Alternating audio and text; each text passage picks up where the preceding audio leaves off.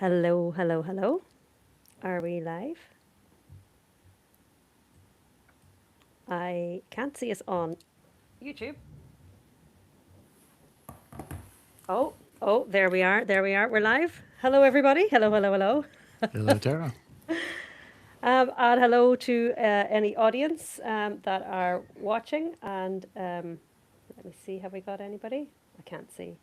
Um, we'll just continue anyway, because this will be available afterwards as well. So I'd like to welcome everybody to the first birthday party celebrations of In Tune with Tradition podcast. I'm very excited. And it's also the first live podcast that I've done. So hopefully the tech gremlins aren't going to ruin everything. We do have some thunder in the house tonight as well. Not in Ireland, but we do have some thunder in Virginia in the States, where some people are based. So anyway, if anybody has questions, you can leave them in the YouTube chat. That's the one I'll be mostly checking while we're on this session today. I'm going to introduce my guests here. First of all, I have, and I'm trying to look at the small writing that I wrote earlier, Dr. Michael Walsh, who's just got his doctorate from Manchester in the UK, but based in Sheffield. And he hosts the Whistles Club. And it does, I think you use this podcast as like a curriculum for the Whistles Club almost. Yeah. And you're an educationalist and an ethnomusicologist and a whistle player, a flute and whistle player. Yeah, well said. That's a hard word to say. Which one? All of them. All of them. Yeah, that one. Yeah. We have Michael Eskin from San Diego in California. We're doing all the Michaels first. And Michael has a session for the last 26 years, running every week, a weekly session. He builds music software, and he also came up with the amazing idea to do a podcast club for their music group. You have a part of the Cultus group there in San Diego. Cultus San Diego group, yeah. And so they have been listening to different episodes of the podcast, and then there's the thunder. Listening to different episodes and then discussing it, meeting once a month to discuss the episodes that they've listened to, which is a cool idea. And then we have Laurie. And Laurie, actually, I don't even have your surname. Laurie Madden, yes. So Laurie is the director of the Blue Ridge Music School in Charlottesville. Charlottesville, Virginia. Charlottesville, Virginia, yes. And I gave a talk at this. The school was on tour here in Ireland a couple of weeks ago, and I gave a talk, and it was great fun. And I hope I didn't scare anybody. It was a great opening for everybody to, if they had fears, they were able to air them and get some reassurance, mostly. And for people who, well, you never know. I think everybody got something out of it for sure. It was a great first day of our 2-week tour in Ireland, and we're just back on the 2nd of July. Cool. And then we have Mimi Vidavar Davis, is that right? Yeah, I'm that's right. completely just reading that now. And Mimi teaches at the Blue Ridge Music School in Virginia as well. So, and I met the both of them very recently, 2 weeks ago. We had such fun, and the group was beautiful. They were so lovely. So They were super excited. yeah. So that's everybody introduced. I'm going to maybe start quickly with why I started the podcast, because I'm not quite sure I mentioned this on the In Tune with Tradition podcast. I probably have mentioned it on other things I've been interviewed on. So I started it as I have a muse for this podcast. He is one of my fiddle students, and I was always kind of given, I like to teach adults more so than kids. I'm just more of an adult teacher. And over the years, over the last, 30 more years, I've been teaching at different summer schools and things, and I'm always kind of I seem to be helping adults a lot with their anxiety, and I thought it was kind of to do with performance anxiety. And so this fiddle student is a retired doctor, so I asked him if he would be my medical advisor if I were to write a book on music performance. And he was like, yeah, I'd love that, that's brilliant. I said, But you know what actually we do better with is a book about session etiquette. And I was like, absolutely no way will I go near that subject. That's horrible. No, no. It's, people can get so offended by it. I was like, no, I'll never touch that subject. And he was like, well, the reason we have the performance anxiety is because of the lack of clarity in session etiquette and how we're supposed to act. And he said, if I had something like this for the last 20 years since I've been learning, I would have avoided so many mistakes. So anyway, he eventually kind of talked me around to possibly doing a book on session etiquette. And I said, well, I need to talk to people first before I write a book, because it can't be just my opinion. It has to be like a community-wide opinion of what everybody kind of thinks, or kind of a pull together of what everybody thinks. So I said, sure, I will maybe, I'll have those conversations, and maybe I'll record those conversations. And as a throwaway comment, I said, I might release them as a podcast. And so that happened first. So the book I haven't even, well, I've written a little bit of it, but I haven't actually done much of it. So the podcast has kind of taken over my life since then. And that's where it started. And I suppose what has really surprised me over the last year since doing it is how a lot of, especially people who might have been worried about joining sessions, or they might have been still like learning in their learning phases, that they really thought that once they got to a certain level, they wouldn't have to think about etiquette anymore. And I was thinking, actually, well, no, we all have to think about etiquette. It's how we all behave. So we might not have to think about it as much, but we still, I suppose it crosses our mind probably in a lot of sessions, most sessions. It also, the other thing that surprised me was the parallels between life. Like, it's not just Irish music sessions that have an etiquette. We have etiquette all over in different aspects of our life. If we're starting a new job, if we're driving on the roads, joining a motorway, there's etiquette in all those places. There's etiquette, everywhere, in our friend circles, in our family circles. And yeah, it surprised me kind of how the podcast has taken off and how much it was shared by people in WhatsApp groups around the world. I've a wee list. I made a list today of all the things that really surprised me. It brought me on a journey of discovery over the last year. I have learned a lot about people. I've learned a lot about anxieties, and I've been learning about neuro-linguistic programming and all the kind of patterns that we use as our coping mechanisms, because that has a big effect, I think, on things and on how we react in situations. And I also, the last thing that surprised me was when talking to guests, how when the microphone is turned on, people become quite vague. Whereas before we start talking, they're like, oh yeah, and this and this and this. And then as soon as the microphone comes on, it's kind of like, well, I don't want to say that, I don't want to say that. So they'll kind of hide behind a lot of things, and they sometimes won't give their full opinion. And then when the microphone's turned off, they'll be like, oh yeah, and this and this and this. I'm like, why didn't you say any of that when we recorded? So those were a couple of things that surprised me. I might throw it open to the panel here now and ask, the first time that you heard that there was a podcast about etiquette in Irish music sessions, what did you think? I might throw, Michael's up on the top court, Michael Eskin, so I might ask you first, Sure. Michael.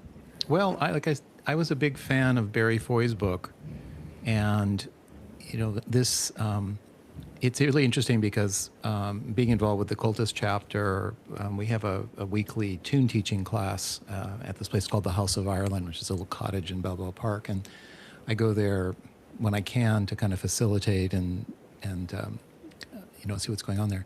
But I also run this session, and I thought, well, anything that I can provide to people, like I keep a copy of Barry's book in the back of my car, and so if people are riding with me to a session, that gives them something to look at. And it was just really nice to be able to have something. First time I listened to it, it was like, oh my God, this is exactly the message that I need, that I really want to give these people. And it was and it was great to be able to just say, hey, go listen to this, because this will save you an enormous amount of time and energy, and it will probably answer all of your questions about, because it's a huge jump to go from the House of Ireland, which is a very safe kind of walled garden thing with their own tone book, and they've been doing it for a long time. People are moving away from sheet music to learning to play by ear. We have these monthly events where we teach, but to get them to take the next step and to actually come and try out the session is a huge jump for them. So anything that I can do to kind of prepare them to kind of answer their questions was just great. So so I immediately started, like everybody in the Cultist chapter, you guys need to listen to this, because this is why you're here, right? I realize that not everybody wants necessarily that their end goal be to play in a pub session, but for those who are interested or curious, it's like this is gonna grease the skids for you in a real way. So I was very, very pleased to be able to, because it's one thing to say go buy this book, but it's way easier to say just go to this link and listen to this podcast. Yeah. And did you think it sounded like it was necessary, or did you think maybe it was a crazy idea? And has your view changed of it since? No, my view hasn't changed at all. It's still, I think, probably one of the most valuable resources out there for people who are transitioning, who want to get into the sessions. Is there a need for it? Absolutely. Again, for the same reason that, it's like, it's one thing to have a book in the back of my car. I have one copy of the book, maybe two, right? But if I'm trying to deliver this message to 20 or 30 people in a Cultist chapter session, it's I could have a QR code on, and I could say, hey, just go here, and just the availability of it and the ubiquity of it is really, really great. Brilliant. Thank you so much, Michael. Mimi, what about yourself? When you heard about the podcast first, what did you think? Did you think, oh my God? No, I thought, well, I need to listen to this because I need to see what this is about. And then I listened. I think maybe you might have had 3 episodes out at the time when I first heard about it. And I was like, oh, okay. As a teacher, similar to what Michael Eskin was saying, it's like, well, I think this is something that it's a way for a very digestible and very pleasant and informative way for people to have these conversations that, in our community, certainly we were trying to have and to various degrees of success, over many, many years. And so I started telling people about it right away because I was like, okay, well, this is a great resource. And also I think what really struck me was that it wasn't just, okay, oh, here's a list of things and da, da, da. It was these wonderful just conversations that kind of meandered about all these different topics having to do with music and learning music and teaching music and early memories with music, with these musicians that, especially those of us living in the States, may or may not have ever had access to speak with or, have these conversations ourselves. So I think that also, just as somebody who's really invested in this music, is kind of special to hear, whether it's about sessions or not about sessions. I think it's a good teaching tool and just fun to listen to. So, Cool. Yeah. Brilliant. What about yourself, Michael? Michael Walsh? Hello. Yeah, I found it a great resource. A lot of this, I spent quite a bit of time with my academic work, both on my work and the stories, looking at sessions there, looking at what people have written about sessions, and some great work being done, but actually it's quite dense, and trying to explain in quite a simple way, if you can, the complexities and the mores of sessions. It's quite tricky, and I found that both in teaching undergraduate at the university in Sheffield, and also in my Whistles Club, just people are filled with fear for a number of different reasons. Like some of the undergraduates, like going somewhere without some printed music is quite frightening. Yeah. And then how do you negotiate that? Can you bring those kind of things in? Folkies, there's labels now. Folkies going into an Irish traditional session. What are the differences? What are the mores that I'm used to because I've done it since I was little. And then at my Whistles Club, it's just you have a certain amount of time to sit there and we all play together. We learn tunes and we chat about some of the things around Irish culture, language, session culture, but you just don't have time to fit all that in. And what's great with what you've done, it's brilliant. You can go have a listen to that Mairead Nwini's episode talking about what went on before, and it gives it some really good historical context. I was listening to Deirdre's one today, and she used the word knob. He's an off knob. I thought that made me laugh too. So just there were so many different contexts and ideas and perspectives. It was really just dip into each one of them. That's what I've just been saying to people. Go and do that, and then maybe it'll take away some of the fear about going into a session. So I think it's absolutely valuable resource. So bravo and happy birthday. You don't use the word knob. Do you use the word knob? Oh yeah. My daughter. I better not say that. She'll kill me. She'll use that today to me. No, my wife's away, and we can swear when she's away. Hi, in Iceland. Anyways, yeah, we do. I swear a lot. But I married a cultural Presbyterian. So does people do understand what the word knob means? I think so. I think Okay. so. Yeah. But it made me laugh. Thanks, Deirdre. Yes. It was very good. I is just brilliant. listened today to hers, and it was so good. Yeah. Yeah, she was really clear. I think she had a really clear advice, and especially from the singing, we haven't had really much to do with singing yet, so it's kind of really good to chat to her about it. Have I? Did I talk to? I didn't talk to you, Laurie. Did I talk to you? No, I didn't. No. No. Sorry, you're gonna have to remind me who I've talked to now in each one. I've been thinking. Well, when I first heard about it, I was same as Mimi. I have to check this out and listen to it. I'm in a unique insider outsider kind of position where I don't play an instrument in the session, but there's been a really thriving Irish music scene in Charlottesville, Virginia for 25, 27 years, and so I sort of walked into that with my kids, who are now all grown up and on their own, but at that time they were starting to learn. They were all in an Irish dance class together with Mimi, as a matter of fact. She's contemporary of my children. And so I've had this interesting relationship with it where I've been in it and around it for a long time and observed it and had many close friends and family members. The school, the Blue Ridge Irish Music School, was started in 2000 with a trip to Ireland, as a matter of fact, founded with Tess Slaminski and Sarah Nissenson-Reed. And so Mimi and some other kids, including mine, were part of that inaugural group. But we were all very heavily involved in making the trip happen, and then continuing. We got the nonprofit status after that trip, and continuing to the school and bringing in teachers and building on it little by little.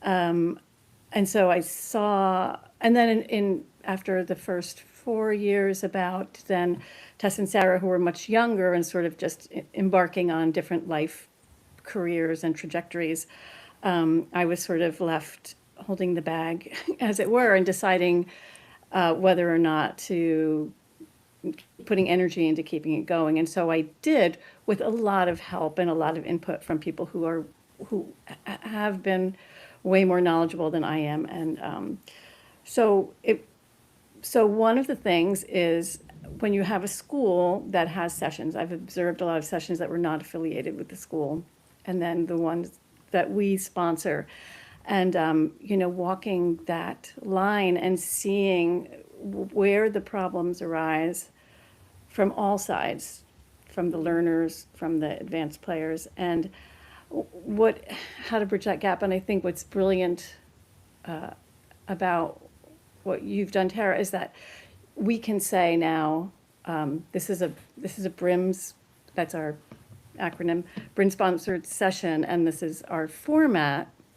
It starts with a beginner, slow for an hour, and then the session leader, who's paid, sort of keeps on task, and then by 10:30, then people are doing whatever.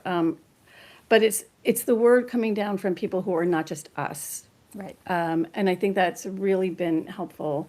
It's not like one person's personal opinion about what they like or don't like. It's other respected people who are speaking so eloquently. And it does run the gamut from just basic manners to everybody's everybody's human and trying to find their place in this, and people just handle it in different ways, and have different ways of hearing things when they have their earmuffs on there. Anyway, I didn't mean to go on and on, but Okay. I kind of come from a unique, different place where I don't play in a session. I don't even, but I'm around it a lot, all the time, since it's my job. Which is, that's, you've got a unique overview of things. So you don't have any sort of skin in the game almost, as in you're not kind of so close to it. Like sometimes I find myself, I might get, like, I could feel my spikes getting up if somebody said something like, oh, but, if somebody if I feel like my opinion isn't being, respected or something, and probably somebody else on another side would think the same, if their opinion wasn't being I suppose being validated. And so it's lovely to have somebody that's completely kind of, I just see everything, the overview of everybody. You're Yes, and I'm not saying I don't see any more deeply. I just see more broadly, maybe, if that Yeah. makes sense. And I'm always very careful, and I hopefully I'm successful some of the time, to not try to preach to people who know more about. I would never try to tell people how to play their instrument or what makes a good musician. I try to help create an environment where these things can happen and people have access to them, and people can talk about them, and it's recognizing that this is a thing people are striving to do. Yeah. What kind of themes stood out so far? Or is there any kind of guests or sentences? We've got Nob already. Sorry, dear. There was so much more she said, but it just resonated. Is there anything that kind of helped shift something for you, or helped shift something for you in your students or people that you play with? Yeah. Is there anything that somebody has said already that's like, wow, that was the golden nugget that helped move the needle for somebody? Well, I think the recurring theme that you hear is the read the room. Yeah. You hear that almost in every single one of them, and it's interesting because you mentioned about, it's not just Irish traditional music, it's any kind of a social gathering. And sometimes I use things like bowling leagues to explain why, no, you can't bring your tuba, because if you came into a bowling league and just started randomly throwing balls down lanes, that wouldn't be okay, And I think it's interesting that we have all these distinctions, like there's something specifically different sometimes about traditional Irish music sessions. But the read the room is a common theme, which is, take the time. The other theme is, like, when you come into a session, don't just jump in, take a moment, observe. I mean, the people I found who've been most successful in sort of coming into our session are people who came for months even before they even, I didn't even realize they were musicians, but they were coming and listening, kind of understanding.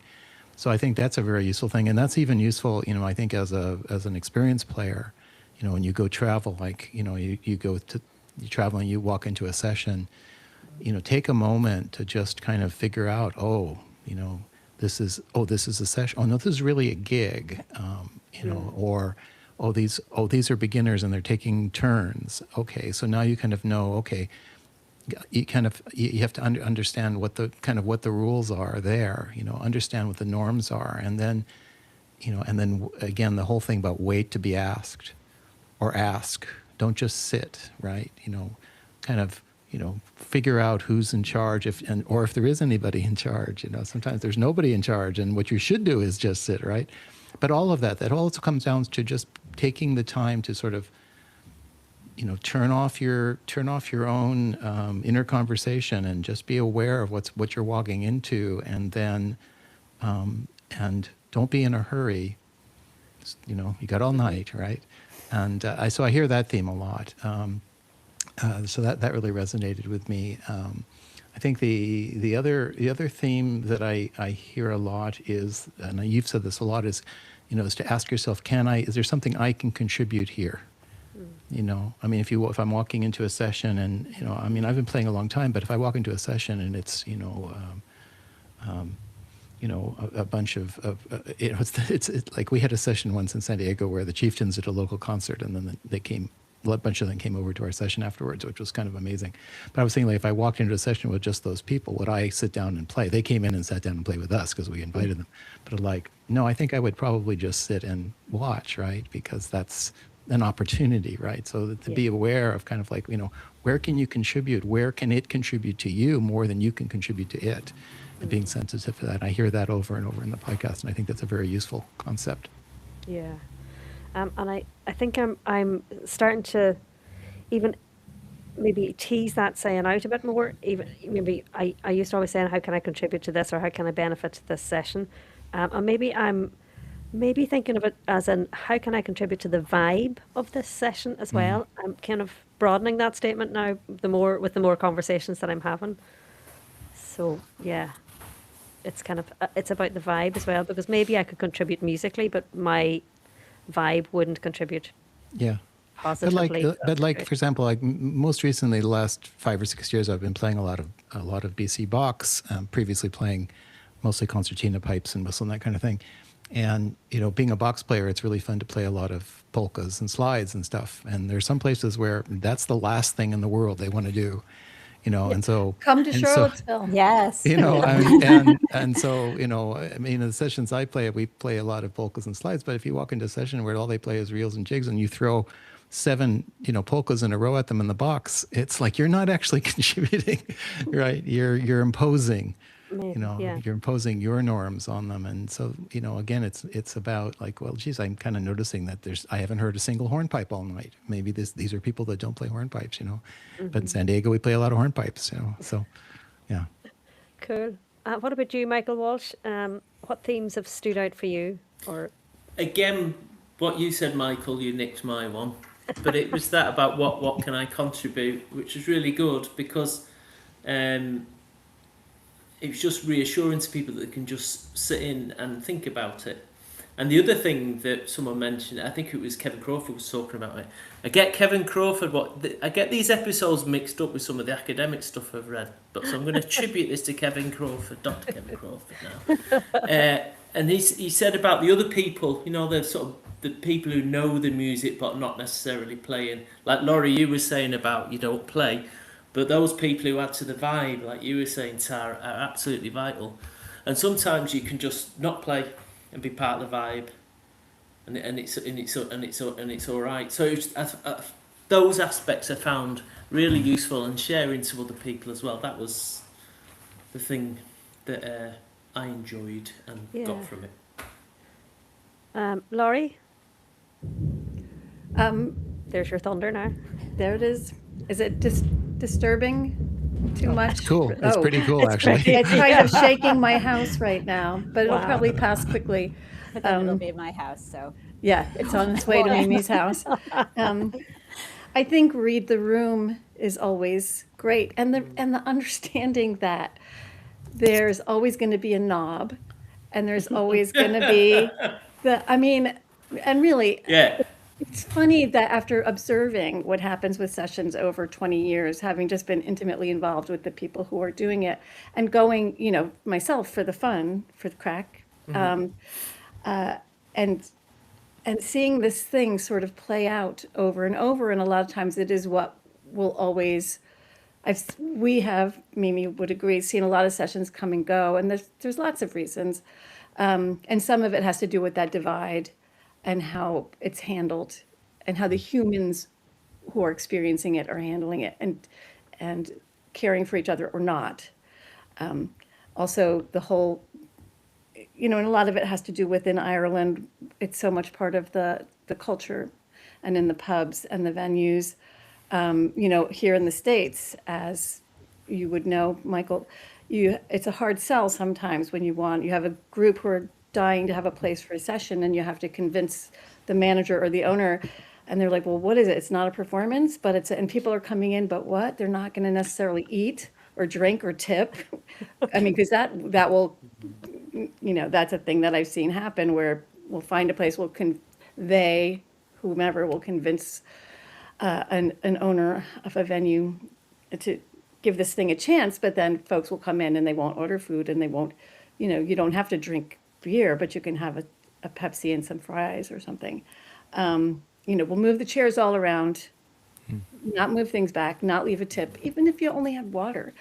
And that, I might be digressing a little bit, but those are two things that I've witnessed happen here. And I don't know if that's a US specific thing, is that the venues don't really understand. And a lot of times the people who are in the session or running the session have a sense of entitlement, and it's a disconnect. And then also, of course, the learners who feel like they're not being acknowledged or they're being dissed.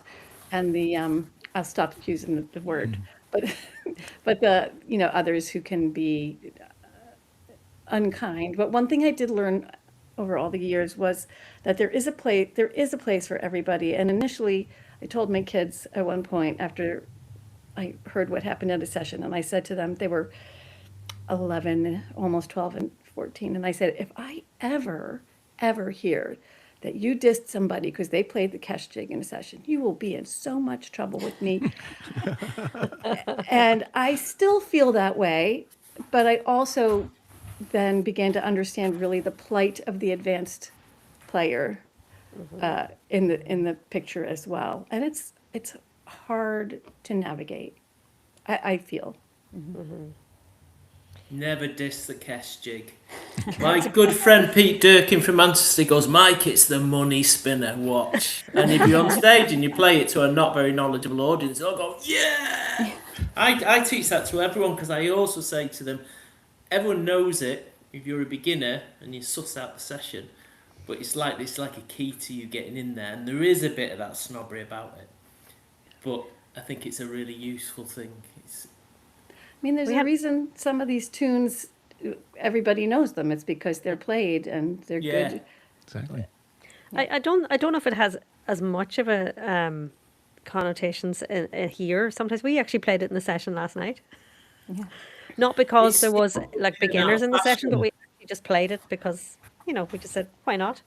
Yeah. And also, as my insider, outsider, weird observer position, I be in Ireland and I'm there, every summer listening to music at some point, and I'm like, well, they're playing the tunes that at home sometimes get scoffed at, and I'm like, they're playing them, they're singing the songs that we might be like, oh God. And it's, that was also an education for me, was being educated here at home first among a lot of American musicians, and then going and experiencing it myself as a listener. Yeah. I think something that Lori said just real quick about the. I think you could probably do a whole separate podcast about promotion of sessions in the United States to venue owners, because my experience in California is that the sessions that have lasted, and like we have one in San Diego, we have one in Long Beach, and there's several in the Bay Area, and they all share one common. These are sessions that have gone on for 10, 20, 50 years, some of them. One in San Francisco, I think it's been going on since the 80s, is that they are all associated with venues that are owned or highly influenced by native Irish people, and who want to have a session in their venue because it's the thing that an Irish pub should have. It's not there as a moneymaker. We do have regulars that come every week and listen to our session, but it's like it's part of who they are to have music. Every session that we've tried to start in in kind of just a random bar or something has never lasted more than a couple of years, and it's always been challenging. Trying to make the case to these, to the owners. It's not really related to this particular subject, but I think it is an interesting topic on its own. Is how do you to keep this thing going, we need to have venues And venues Yeah. are always a challenge, and even in California in particular, in the US, because kids can't come into bars. Child can't walk into the old sod until they're 21. I had Elaine Riley came over with Ashley Vaughn as J1ers. They came over for a summer to play, and they're both like all Ireland winners. Ashley was like 22, and Eileen was only 20, and we couldn't let her come to our session. Oh, yeah. It was insane. And we finally had to create a venue that was a restaurant bar so that she could come play. Do you know what I mean? That sort of thing. Yeah. So there's these other challenges that have to do with, that are very specific to the US because of the venues that we generally have our sessions in. It makes it difficult for us to bring in younger players often. We have to look to alternate venues. Mimi. Oh, sorry, what were we going to say? Yeah, Mimi, if you any. Oh, well, I was just saying, like, kind of thinking back to when you were asking about themes, and it's sort of the themes that kept jumping out at me, partly because of my perspective being in the U.S. but having lived in other countries and played in sessions in other countries and also in Ireland, and hearing the themes in the podcast when there's either an American guest or an Irish guest, and some of the differences have to do with access to sessions and kind of people's attitudes that I think have to do with their access, where like I think, in your most recent interview with Deirdre, she's saying, oh, well, you could just sit and wait to the next one. Yeah. Sometimes, I think some of the urgency that people feel comes from the fact that, okay, well, we have one session in our town or we have no sessions in our town. Maybe we have to drive an hour and a half or to go to this once a month session that happens, a ways away. And it creates, I think, a different feeling. And I wonder if, when I hear that, like thematically talking about, people's sense of urgency around sessions, maybe Americans more than Irish or that can be an issue. And I think at least for us where it is a challenge to like keep a session going at a venue, right? Or it is a challenge to have a session where it's not at some particular type of bar, where people don't really know what it's about and it's kind of hanging on by the skin of its teeth, that it does sort of change people's feelings around what going to a session. It makes it less casual, maybe sometimes for some people. And I kind of picked up on that in different conversations that you had, where there's sometimes a casual attitude. Oh, it happens. You could just go to a different pub or a different session. Sometimes there's not, and it sort of creates a different dynamic for people. And I suppose, whereas if there's a place where maybe there are several sessions and there might be different levels of sessions, Right, exactly. then, we can say, well, maybe that's the session for you. Maybe that's Right. not the Yeah. session for you. So like in our Whereas- town, That's that's so absolutely true. In San Diego, when we first started the session at the Sod, there was like one session or two sessions in town. One was like the big one where there would be 7 borons and 5 guitars, and it was just a crazy party all the time. And then there was the one that was downtown that was very serious, and that's kind of, if you went there, they're very, very serious players there. Yeah. And it was frustrating because there wasn't. I've always believed that as long as so 2 things. One, as long as everybody has a place where they feel like they've I kind of talk about it like they found their tribe, I think that there is this danger when you talk about session etiquette of sort of assuming that that everybody has to be coming at it from a particular way. And I used to think that myself, like, I don't understand why these people who are at the House of Ireland, like, why don't they come to the pub sessions? Shouldn't that be what they want to do? And I finally realized it's like, no. That's what they just want to play with their friends, these, 20 tunes that they know. And if they do it for the rest of their lives, they're happy doing that. And so for me, it's more about making sure that, when things are peaceful is when there's enough venues so that everybody kind of finds their place. And where the tensions happen is where you don't have enough venues and you have people coming from completely different points of view. And the thing is that it's not like one's wrong and one's right. They're just coming from it differently. And those are situations that I have found that the only remedy is to, by hook or crook, create additional opportunities for people to sort of find people in their level there, because there's no one's right or wrong. You know what I'm saying? So yeah, it's a challenge. And I know, we've gone through there where we've had, many sessions down to one session and then everybody shows up. and there's tension, and then more things happen, the tension goes away, and then, Yeah. so. Why do you think people feel nervous or anxious joining sessions? I think. Over Sorry. to you, Michael. Yeah, do. I've had a thought. I think a lot of it is if they come into it as adult learners. That's a biggie. So, like, I grew up in Manchester in the Irish community, and we had sessions. We were playing in sessions either with Coltus and St Wilfrid's. Hello to anyone from St Wilfrid's and you. And then just go to pubs. So it was easy. We were used to it, and we were going to the Flowers and Island and all that stuff. So, but for someone coming in as an adult, it's quite nerve-wracking. Yeah. And then I think, like I said before, I have this a lot, either the undergraduates with the sheet music, and also when I've taught at folk festivals in various places, like Whitby Folk Week every year, do that. And again, it's that thing of leaving the book behind, and repertoire. That's a biggie. Like you talked before about, there can be a bit of snobbery around various tunes, and they're going in and out of fashion. And the actual you just go, how there's millions of tunes. How am I ever gonna know what to do? So I think some of this, there's a good strategy again today. Deirdre, apart from saying that brilliant word, she was saying about have your little one or two tunes that even if you're a beginner, just have your 2 tunes in a set, and if someone says, "Do you want to play?" you can play it.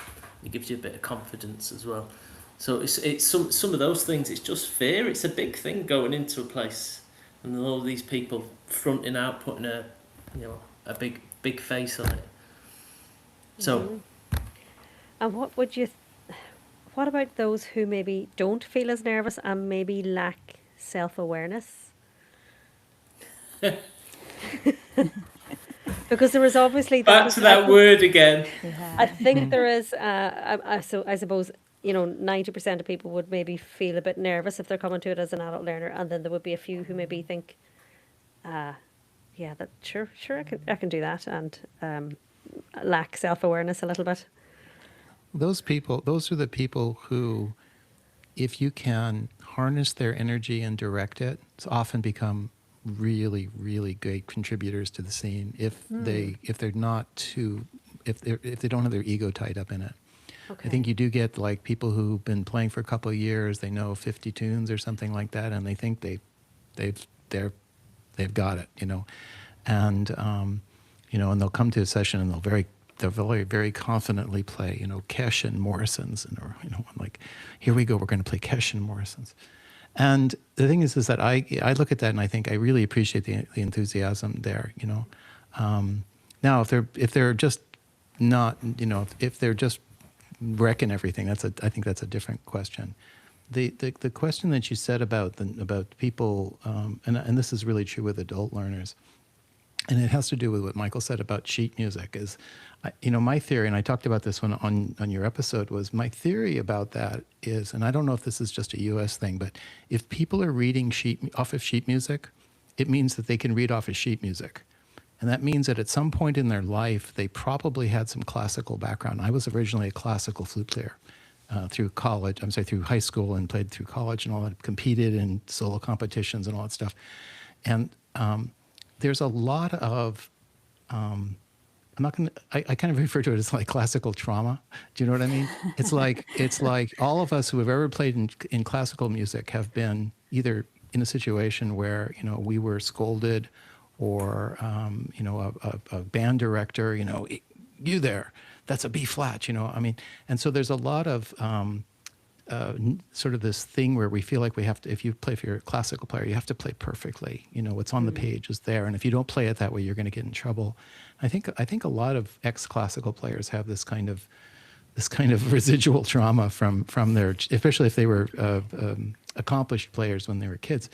And because we're never trained to learn by ear, we kind of go back to, well, that's the security blanket. And the challenge is to kind of get people to understand that that situation, and maybe be open to the possibility that there's something beyond that.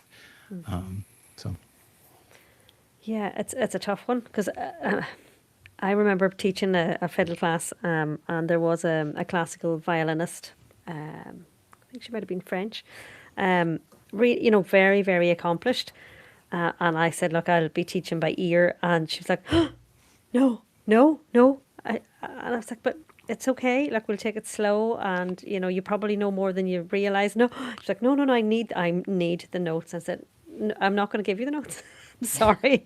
And so we persevered. And by the end of the day, she was like, I can't believe it. But she knew a lot more than she realized. But she just could not believe how well she was able to hear yeah, much well, more. So so it's interesting to explore the source of that immediate reaction, because I see that a lot with players who say, I can't learn by ear. And then, you, eventually you get them to actually experience, like being open to experience. And this is, we have like a tune class we do before our monthly cultus sessions. I teach for an hour, and you get them to learn by ear. And then as soon as they have a couple of experiences learning a few tunes by ear, and they start to realize how much more they own it than something they've been reading off sheet music for years. They can't play it by ear, but I taught them 2 tunes in an hour and they can play them. Getting them to have the experience of actually being successful with learning by ear, it becomes kind of like a snowball after that. But you have to get them to be willing to like be vulnerable for an hour. yeah, And that literally can change their lives. All they have to have is one experience of being successful, and then then they know that, oh, I really could possibly do that, and that opens up the door for everything else. Mimi, what do you think? Oh, I had that experience, I played classical flute since the age of 10, through high school and into college. But somewhere like 11, 12, I'd heard Irish music for the first time. I was like, oh, okay, that's what I really want to do. Enough with this classical music, but that was not really a choice not to do that. But I did. So when I was 15, I did get a wood flute, and went to one of the summer schools that they have here. So at the time, I don't think it happens anymore, but it was one that McMaloney started in Elkins, West Virginia, the Augusta Heritage Center, right? And Mike Rafferty was the flute teacher that year. And he doesn't read any music. He doesn't even really tell you what note he's playing. And it was, you sit down and you're going to have a week of classes with him all day. And it was kind of a jump in the deep end. And either I'm going to get something out of this experience or I'm not. And so the only way out was through, and so I didn't have a choice. It was learn by ear or not learn it at all, and it just happened. I'd never been taught something little chunk by chunk, and so I was like, oh, I can actually do this. And by the end, I'd had made a connection with him, and so honestly, we were going. My extended family lives in New York, and so whenever we went to New York after that, we would look him up, and he would teach me a few tunes, and it was great. But it was a really special experience. But had I not been so motivated that I loved this music so much and really wanted to learn it, I think. So what I tell a lot of my students now is sort of like, well, how interested are you? A lot of it really has to come down to that intrinsic motivation of like, do you love this music? Same with going to sessions and feeling anxiety about going to sessions. It's like, I'm certainly familiar with anxiety around sessions. I still get nervous. I've been playing this music for 30 years, and I get nervous going to a session that I don't know people. But I think that never goes away. which really. I think is a healthy thing in a lot of Yeah. ways, right. But there is also that motivation of, but I love it so much. I want to play it so much. And I think that that's the driver, and I think if people don't quite have that, then that is the challenge, where that's the folks that don't get off the notes because they like it well enough, it's fine. But if they love it, then that's the internal motivation, and that's when people really, I see people making real big progress, in all the things. Yeah, they're hooked. They've been bitten by Exactly, the bug. right. There has to be that bug that bites you. Yeah, Yeah. absolutely. Yeah. Laurie, do you see people nervous when they're joining the sessions from the school? Oh, absolutely. And I think, so there were some reasons that were given that other people spoke to here today that make a lot of sense. And then another sort of unfortunate reason that sort of has come around is that they understand that there is some amount of criticism going on among a group because we're not, we're not New York City or Baltimore or Chicago. It's a fairly tight scene.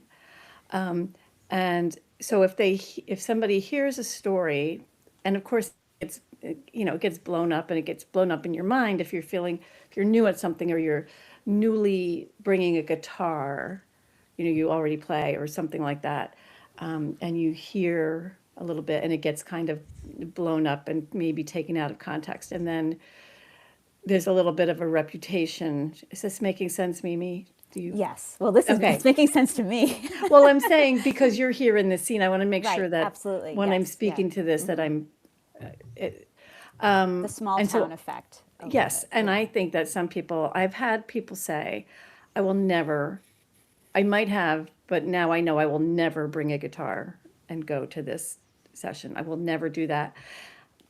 And maybe that person is better off, or maybe I don't know. It's one of the conundrums that I'm not sure how to dispel that particular fear. Well, I think if somebody feels that fear so much, that why would they put themselves into such a negative place until they're ready to? I think there needs to be a change of mind shift before they would go into the session, because they're just going to put themselves in such a horrible place. Often backup players, they don't understand just how high the bar is. In particular, I mean, a whistle player, mandolin player, guitar players, when a random guitar player walks into our session, you can just feel everybody kind of go, oh, God, please, no, and sometimes people surprise us. But yeah, that's part of it. That's part of probably from a school standpoint, we talk about that a lot, with our backup players, is that the responsibility of a backup player in an Irish session or even like a ballroom player, is so high, because a single ballroom player, a single guitar player can wreck a session. A whistle player probably can't, in a sea of things, but one bad, and it's not, and things, they don't know what they don't know. They don't know that they don't understand the responsibilities and the challenges of that it's not just that you're a skilled backup player, but that you really need to know the tunes.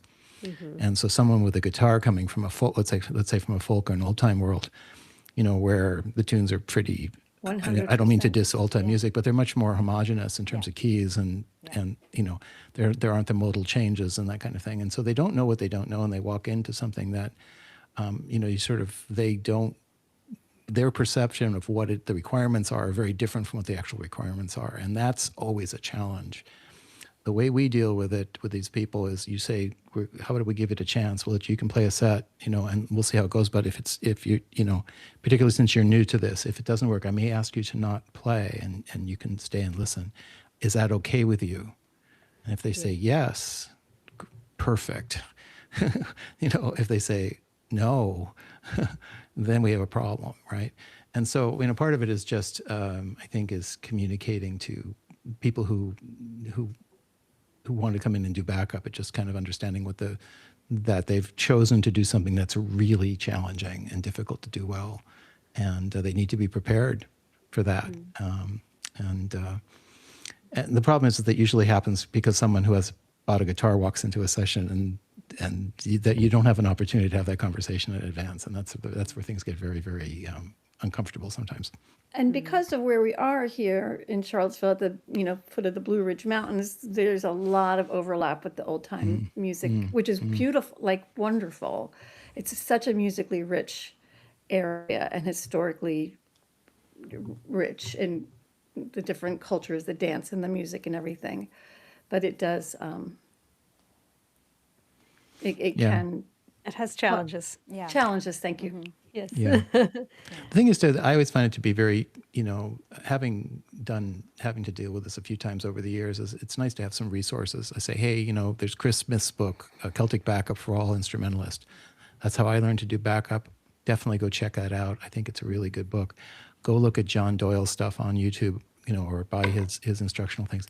And so having something to sort of not just say, hey, you suck, go away. It's like, hey, now I think you probably understand, this is a lot more challenging. If you're really interested in this stuff, here's, I can send you some links to some things, some materials that you can use if you really want to take this on. And so, sometimes they need to have that sort of initial experience of, oh, this is a lot more than I thought. And that opens up a possibility. And if they're willing to do the work, then maybe there's some possibility in the future.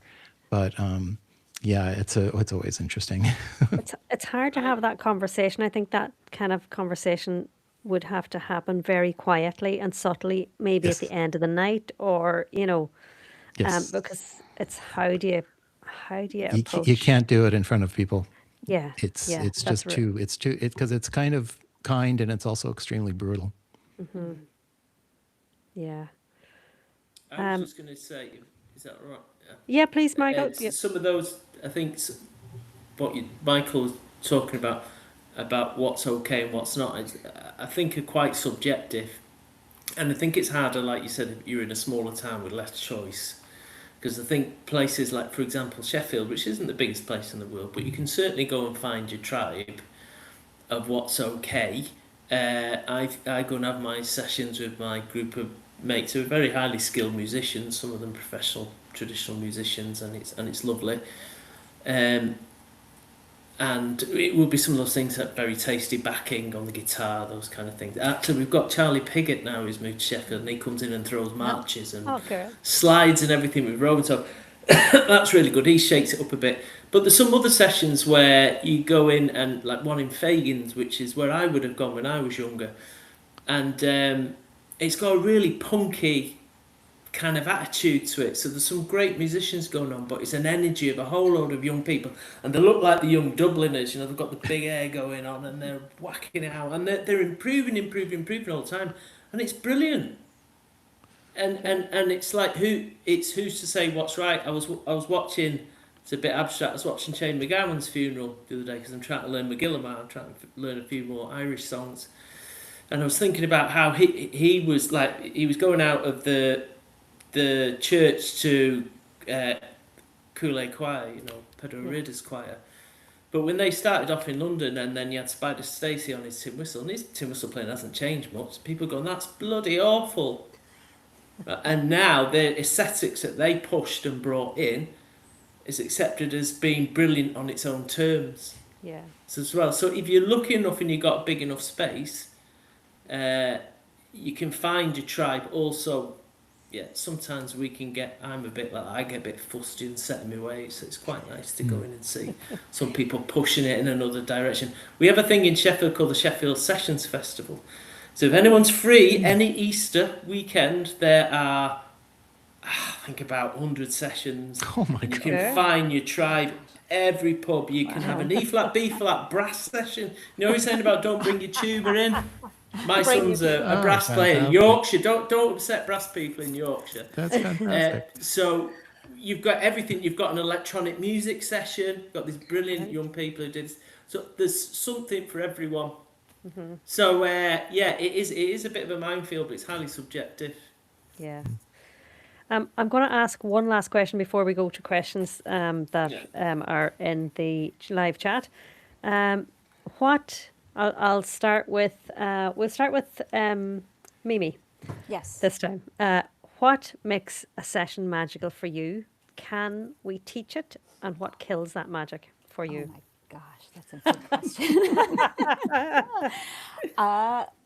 For me, I think it's finding that right combination of, sorry, my children are walking into the room.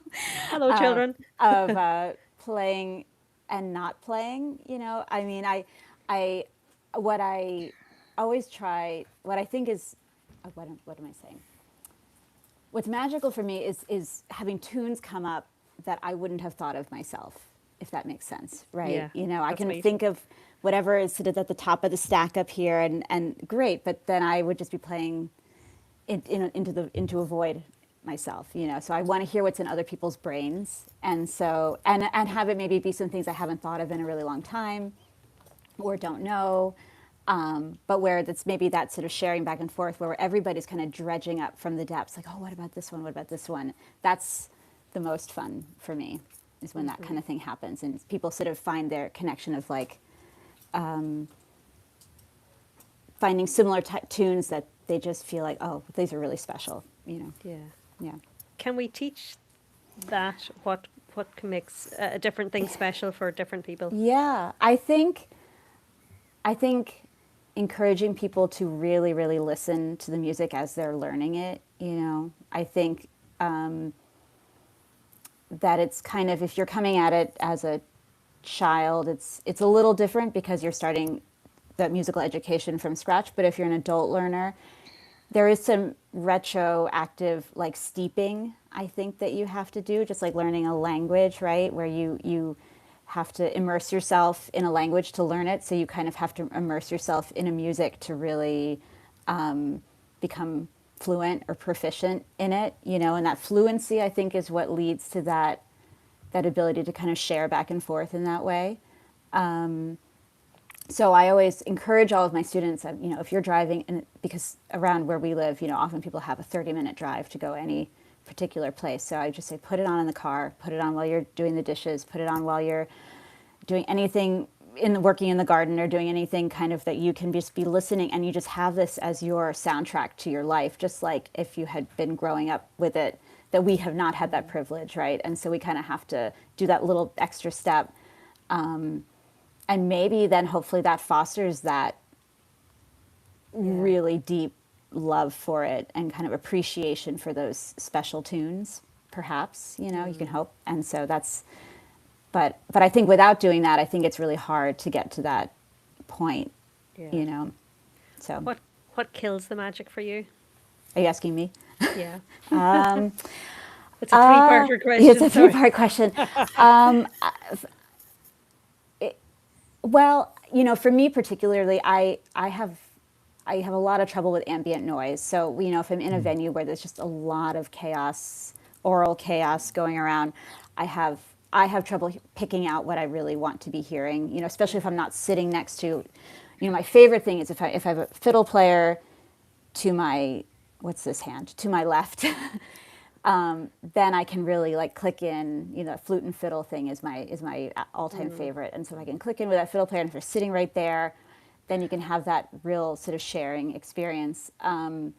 You know, if I am far removed, like let's say it's me, and then there's a big buffer of bowrons and guitars before I can hear other melody instruments, it just makes it hard to hear and to play and to lock in with anybody if there's a lot of other room noise going around.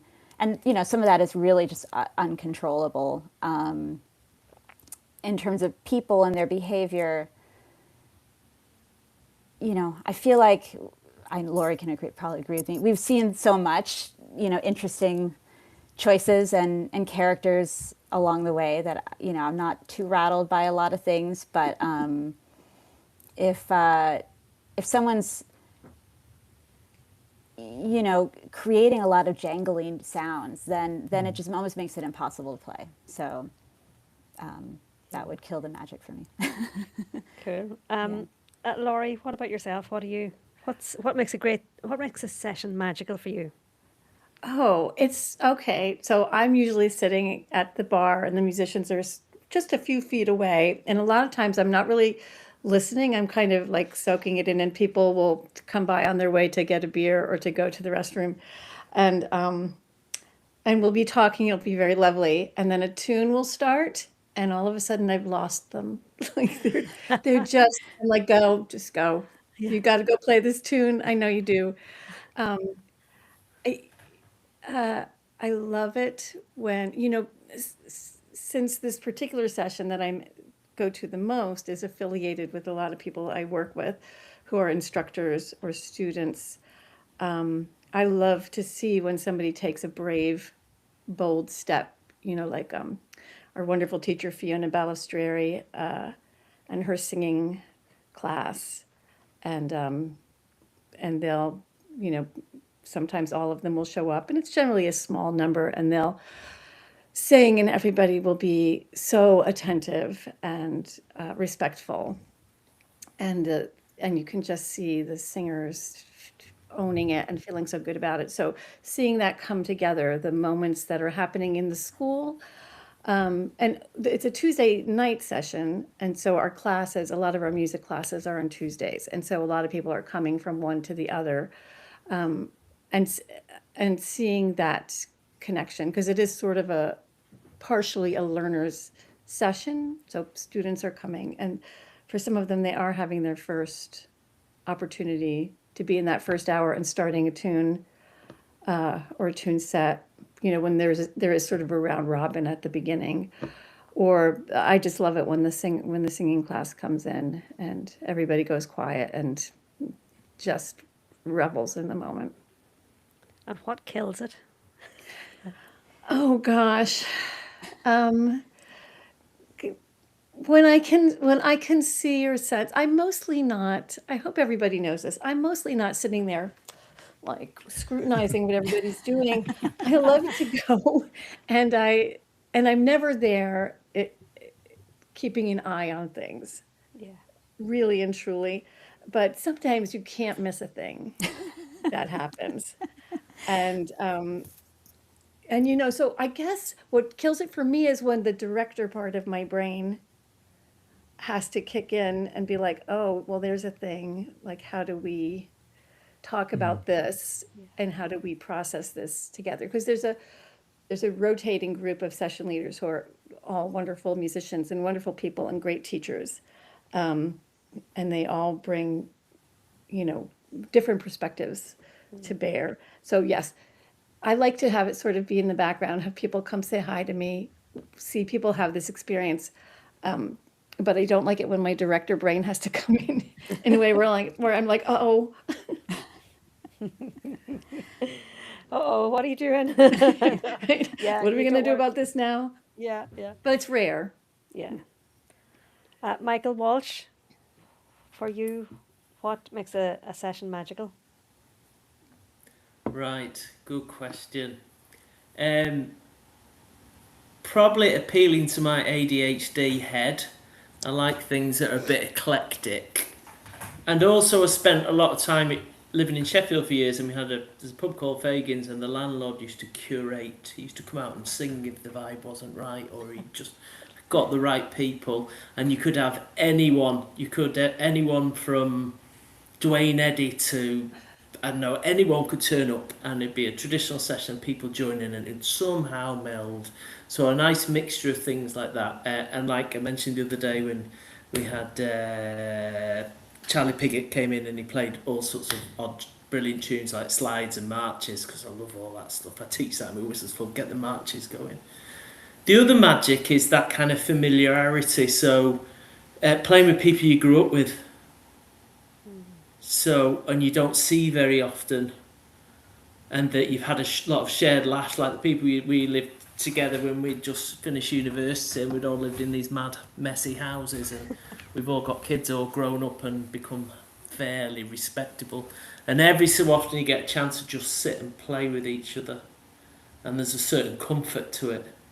I've got a friend, Adele Donlan, great box player, sort of Claire style box player, and she always used to go, you know that tune, play it like that. And so that sort of lovely thing. Oh, if anyone's around first weekend in September, giving a bit of a plug here, in Manchester we've got the Gate to Manchester Tradfest. We've got some amazing musicians coming over from Ireland. I'll be leading one of those sessions, lovely familiar people. So there's pubs all over that area of Manchester in the session, so come and join in. So it's that lovely comfort, sense of community, sense of Irishness, sense of friendship. That's the magic for me. Brilliant. And what kills the magic for you? Keep using it. All anyone's going to remember me saying is knobheads. But just people who are just not being very nice, and I know you've got, that's the other thing I say to people is people have off nights. So if you go into a session and someone's been a bit of a knob or a dick, as my mother would say, just give them another chance. But that kind of ego stuff, I find that a bit tiresome. And like Michael was saying, you can, if there's stuff annoying you, there's ways you can deal with it, and you can chat to people and harness their energy very often, you know. But yeah, just not being nice. I mean, it's folk music for simple folk people like us, and, you know, get your head out of your backside. Sorry. It's okay. Michael Eskin, what makes a session magical for you? I think for me, it's when we're in the heat of it and we're playing along and everybody's kind of got the same lilt and the same swing, and we're all, you know, together. And I think it's about where where our attention is focused. So it's everybody's kind of focused outward and actively listening and actively locking with everybody else. And we're sort of collectively creating this thing that's much bigger than any individual. And I often have this experience playing in those conditions where it's almost like this out-of-body experience where I'm watching myself. It's like, how the heck am I actually, what am I doing here? How did I learn to play this thing? Well, how can I physically do this? Or you start to find that you play tunes way better than you thought you could, you know, and it takes you to another level. But what happens is it's a much bigger thing than the individual. And you start to feel like you're part of this sort of like collective, you know, consciousness that's on the single purpose, and, you know, and you're creating something, and everybody kind of feels that. And there's this certain amount of giddiness and just joy in that, you know, but you can tell it's because everybody's focused outward rather than inward. And that allows something to happen that, you know, isn't very common. And there's a certain almost embarrassing intimacy in that. Sometimes you just feel like, God, this is really like almost embarrassing, because this is about as close, you know, as we can get as a group. You know what I mean?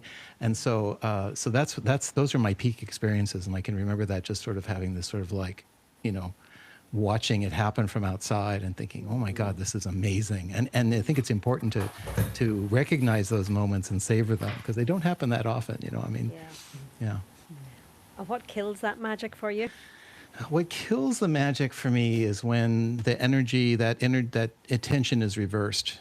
When someone is not listening, when they're focused on their own playing, they're doing it their own way, their rhythm is off, their intonation is off, and they're completely focused inward. And there's no possibility for that to be reversed. And so the whole thing becomes this kind of exercise in frustration. It's like, we're never going to come together here. This is going to be a throwaway set, because, you know, one person or two people, you know, might simply aren't listening. So when someone's not listening, that ends up being a real problem. The ego thing is another thing. If someone, you know, this is just something that we've kind of over the years dealt with, just because we don't, showboating, coming and trying to show off at our session is not going to end well for you in San Diego, at least not my session, because I'm not, you know, because my feeling is like, if someone wants to come and they think they should be an entertainer. I mean, I've had some conflicts over the years with people, and they feel like, oh, you're supposed to entertain the patrons, so they're playing out and they're trying to get attention. It's like, no, that's not what we're doing here. We're, you know, if you want to do that, go start a band, you know, start your own thing. But that ain't what we do here, right? And so that kind of thing bothers me, because their energy is on them, what they're getting rather than what they're giving.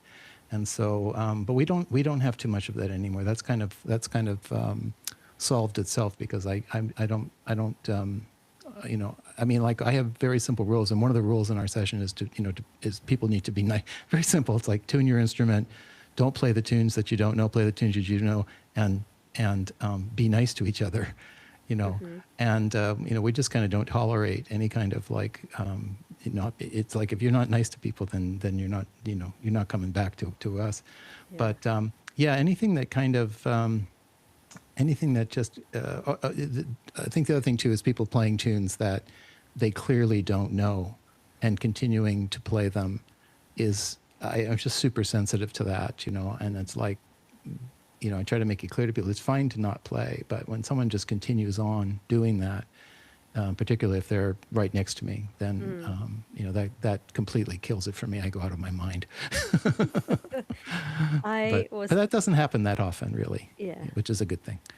I have been thinking about this for the last couple of days or weeks, probably actually. And I've come up with I've written a few things down that just kind of get my head around it, and I'm thinking of if we can how I can be a better person in a session is I'm trying to help people become the kind of musician others want to share a session with,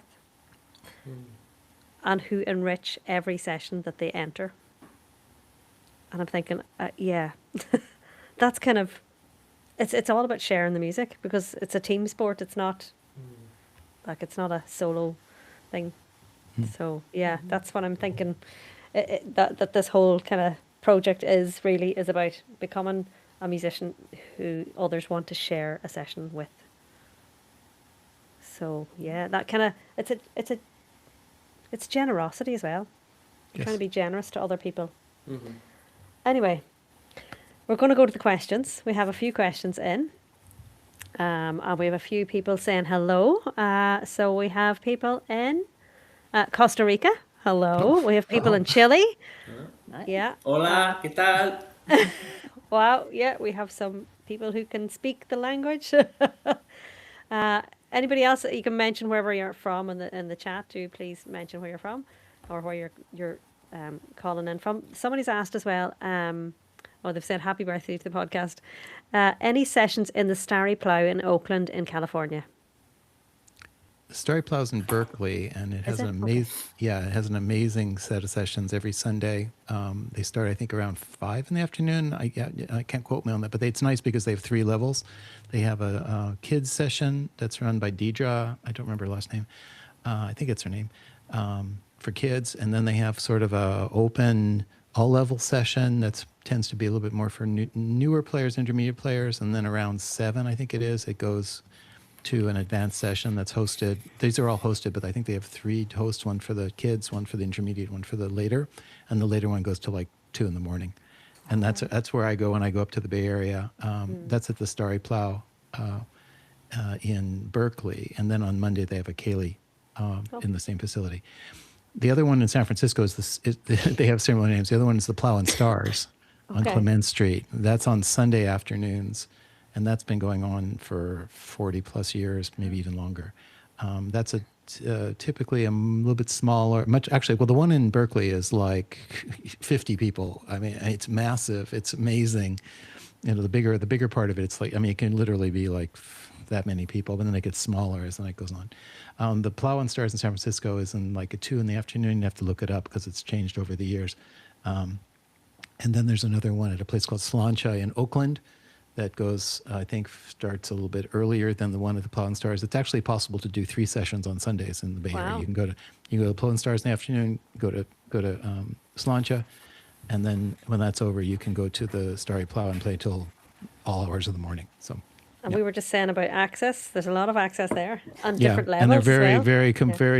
very yes. But I really like that one in Berkeley because it goes for a really long time, and I like to come and play in the earlier one to just kind of be around a lot of people, and then it sort of morphs into this other thing later on, and then as that goes on, people, by the time it's 2 in the morning, there's like 6 of us, and we're not even awake, but we're still playing. Yeah, it's great. It's really amazing. Somebody else has mentioned that they think you were spot on. I think it was Michael Eskin mentioned it. I think a lot of guitar players think that they can just wing it and figure out the chords on the spot, but that proves not to work. Unless you're a Berkeley educated jazz player, I have met a couple of them over the years who didn't play Irish and came in, had a jazz background and could hear it and play it, and I was blown away. Wow. Yeah. Completely blown away. It's if they can hear it. It's the listening. If they listen, they can then hear it. But I suppose some people don't listen. They think, oh, sure, I've got the 3 chords that I play, Again, it's they don't know what they don't know. Yeah. Yeah, exactly. Or they can be highly skilled in another genre. Yep. And someone used a great term, a triumph of technical barbarity. I think I mentioned that to Tara before. Is that they're actually describing a flute player who could do everything, but it just sounded awful. Okay, somebody else has asked, what recommendations do you have for starting a teaching session? So, a teaching session. As the host of a session, I often find myself playing the melody alone because there isn't much initiative to learn the tunes outside of the session. I've tried assigning tunes as homework, but very few people do it. I think an in-person session would have a greater impact. I'm thinking they're saying an in-person teaching session would have a greater impact. Okay, a teaching session? I suppose that would be. I'm thinking out loud here what a teaching session might be. What? Well, we do one. Do I you? don't wanna- Okay, if you could yeah, we do. explain. Yeah. We do one. This is what they do at the House of Ireland on Sundays. Is like the first 9:30 to 11, I think it is they have like 100 and some odd tune collection they put together, and they play out of that, and they play them slowly. Generally, try to discourage people. Some people use sheet music, but they do that, and then we also do tune teaching separate from that. Some of those tunes end up in the collection. I think a couple of things, even as because I've got a couple of players that are constantly bringing in really interesting stuff from recordings, and they're old tunes, but they're just, I'm very encouraged, because if anybody brings anything into my session, I'm going to learn it because I want to support them, and they're great tunes. So I don't tend to bring more stuff in. I tend to, because I have people who want to play stuff, I'll learn what they want to learn and try to encourage it. But one of the things I found is trying to bring more repertoire into a session, an existing session, is set your expectations way low in terms of the rate at which you're going to get adoption of new tunes. I tell people it can take months, or it can take a year to get a new tune to become part of the scene. And a perfect example is so Matt Hensley from Flogging Molly. He lives here in San Diego, and he's known for playing piano accordion with Flogging Molly, but he's a really fine C-sharp D button accordion player, traditional player. And I was playing a session up in Escondido, and he came in and he said, "Hey, have you heard this tune by Billy McComiskey called The Diamond?" And I was like, "No, I never heard that before." And he played it, and it was like, "Oh my God, this is the most gorgeous thing I'd ever heard." I had to learn it. And I never heard that tune in Southern California. And so I learned it and started playing it. And now it's ubiquitous, but it took like a year to get this one tune to be kind of like, oh, we play that every week now. Oh, it almost seems like we've always played it, but that's not true. A couple of years ago, that was not a known tune in the local scene. So I think, when you're trying to bring repertoire into your session, I definitely, what I do is I provide people with recordings, because I do the software, and I have training facilities in my software that allow people to basically practice phrase by phrase. I'll send the ABCs out. I'll send out PDFs that they can use, and they can click on them, and it'll actually play the tunes, and they can train on them. Give them, point them at YouTube videos. You kind of just give them lots of things that they can play with at home. As far as, it's always important to have, like, here's a YouTube video. Oh, I've ripped the YouTube video and I've slowed it down for you. Here's it at 70%. And, to give them, because if you just say, here's a tune, or here's a band playing it at 130, reel at 130, that's not going to go anywhere with people. So, so again, I think, key is set your just don't expect people to learn more than about one tune a month, and provide them with lots of ways to practice it on their own with and just telling, and people aren't aware of things like that. You could slow down YouTube videos and all that stuff, just kind of make them available, make the tools available for them to be able to learn to play along with a recording if possible. So that's what I would suggest. Cool. Michael Walsh, you have a Whistles Club. Is that kind of a slightly like a teaching session as well? Yeah, probably do a slightly lower tech version of what Michael's described. So I do what my teacher did, basically, because I teach by learning by ear, and then I say you go away if you want to find the dots, and like there's one guy writes down, he does at like 1, 2, 3, 4, 5, he does it tabs, so that works for him. But I turn the lesson into a session, basically. So we sit there and we have a bag of potatoes, I'm a Guinness, or I don't drink, Club Orange, and we chat, and then we'll do I'll record a tune for everyone, which is I'll do a fancy diddly bit version, a slow version, and then phrase by phrase, like Michael was talking about. And then we just learn it phrase by phrase. And as most of these tunes are not hugely difficult, people can learn very quickly. And then they go away with a little lesson as well. But I think the problem with them taking away is very often they just, even with the lesson, they just forget. Because they get really anxious about the learning on their own.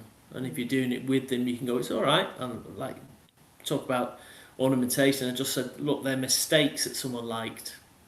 It's, you know, it's not a big, and that's what it is. It's just like my greatest composing moment was when I had to transcribe some music for this Basque box player, Kepa Unkera, who played on my album, and I made a mistake because I'm not very good. I had to learn to read music to do my PhD. I'm the opposite way to most people who do classical first, and we all started playing it, and Simon Bradley was playing with me. He's up from your end. He went, "That's brilliant," and it was like, cut the notes that weren't supposed to be there at all. And, yeah. And then I went, actually, that was a mistake. So see, it's about bringing the fear out of it, you know. Yeah. A lot of it's just it's try and relax, try and enjoy it, you know, make mistakes. And if you forget it, come back and try again.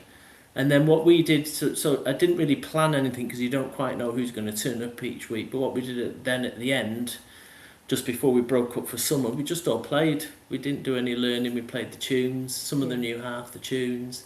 And we just had a lovely communal music making experience. So it's not like, it doesn't have to be high tech. All we have is whistles. I play the flute a bit. It's just very simple stuff. Mimi, do you do that in your, with your, yeah. So with the school, so we have a couple things. One of our most popular classes that people actually sign up for, and they sign up for, it's like on a semester basis, is our repertoire workshop. And actually Alex, Tara, who you were playing with, he teaches that class, and it's really popular. So that way people who just, you know, feel like, okay, they feel pretty comfortable on their instrument, or they're taking private lessons on their instrument separately, or taking a class separately, but they just want to build more repertoire, they go and they take this class an hour every week. And it's taught, you know, he maybe does one tune a week, I think.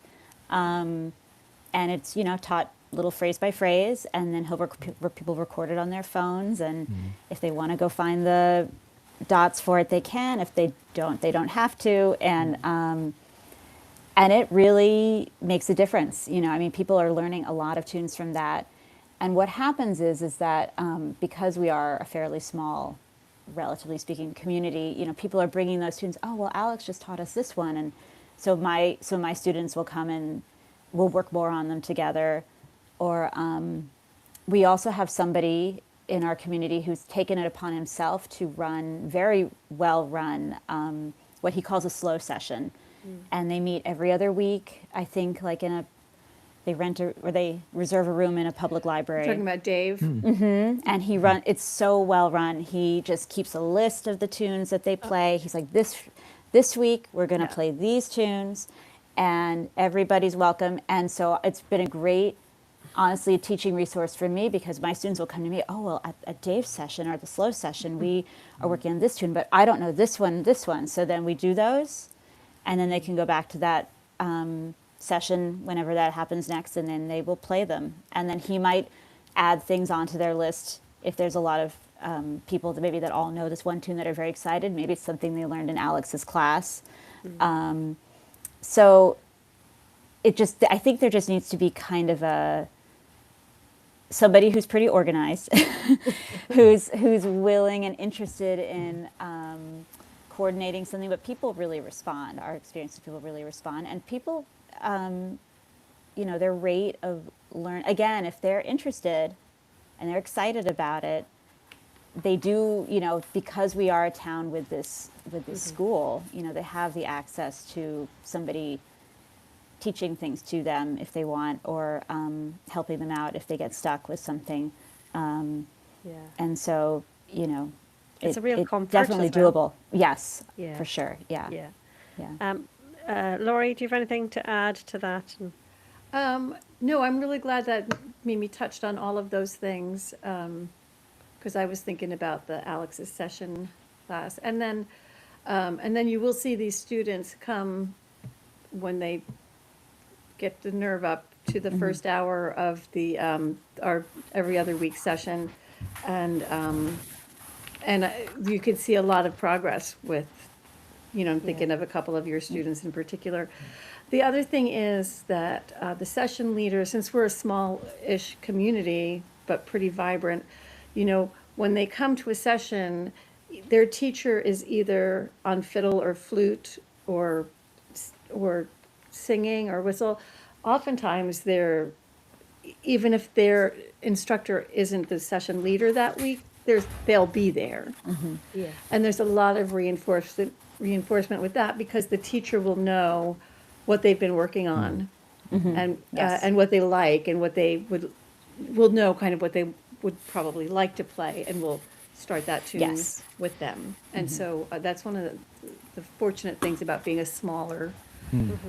That's a really good point about, I think about that because I have newer players that come to my session, and I have to keep track of who knows what, because I want to make sure everybody gets included. So I'll always I'll deliberately start something that someone, they might be nervous to start just to make sure they go. But that's an interesting skill that as someone who runs a session, if you want to bring in new players, you have to kind of get familiar with what they know and then use that to encourage them. So you have to, I don't know if you have to keep it written down, but that's a really useful skill. Yeah. There's a lot of communication, between we trade off who's sort of on deck for leading that session. And so we all kind of, we'll talk about it, or we'll sort of talk about, the repertoire class just worked on this tune, and make sure that it comes up. It's a really similar model, because with us, it's the House of Ireland tune book. It's got 120 tunes, and so I know that almost all of those tunes get played. And if I pick anything out of that book, Francis are someone who's transitioning from the Sunday class to comes on Tuesdays is probably going to know, the more common tunes out of that book. And so it's nice to have a sort of a touchstone to go back to and say, okay, that's the point of reference for the local scene for the newer players, and make sure to reinforce that. And then they're successful, and then they want to come back, and then before you know it, they're there every week. Yeah. I mean, something that I've noticed with our session, I think I was saying this to you not long ago, Lori, like it's not the only session in Charlottesville, but it's one of the longest running. It's the one that Brims runs, and we have the first hour is considered sort of the slow session, where we deliberately keep the pace slow and go around robin for the folks that are there. And it used to be, even just a couple years ago, where a lot of those folks would, after that first hour, 8:30, they look at their watch, they pack up, and they leave, or they maybe go to the bar and listen or something.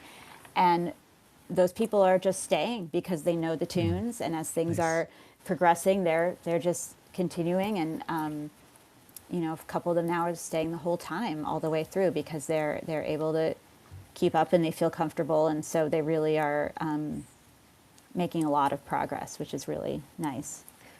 I just noticed something that the person has asked here. I often find myself playing the melody alone because there isn't much initiative to learn the tunes outside of the session. So do you think maybe, as you say, maybe that the motivation maybe isn't quite there yet? So maybe do something kind of that sparks the magic to make them more interested, to make them more motivated. So maybe, I don't know, hosting a concert or something that's just kind of completely different, or maybe something that they're more interested in, that's maybe like a young concert, or maybe some visiting musicians or something, something just different to go get them more interested and go, oh, actually, I'm really interested in this. Yeah, or recommend recordings that they might find exciting to listen to. Yeah. Sorry. Continue, Michael. I was just going to say, I think it's understanding that everyone's got there's lots of people with different ways of learning. That's a biggie. And the thought of going away with something and learning it on your own is quite a big thing. And the stuff that we take for granted, the knowledge we have about pulling a tune together phrase by phrase, because that's what I was taught by the lovely Marion Egan when I was 7 or 8. This is how you do it. We know all that stuff, but someone coming in straight doesn't know that. So it's just not assuming and just check in. That's what I try and do with ours, is look at different learning styles. So even though we're learning by ear, I've got one lad, hi Sam, he learns by the numbers because that suits him. Yeah. We have a huge amount of knowledge and a really complex way of learning, even though we think it's simple music for simple folk, so as I call it. But it's a huge set of skills that a lot of people who are classically trained don't have. Yeah. Yeah.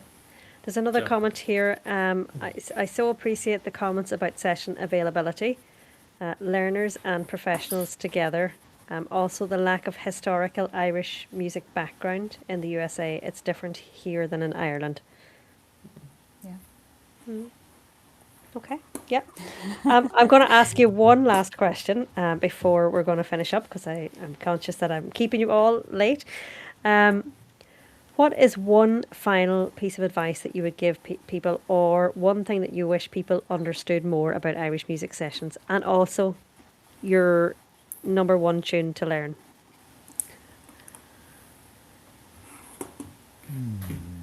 Whoever wants to go first.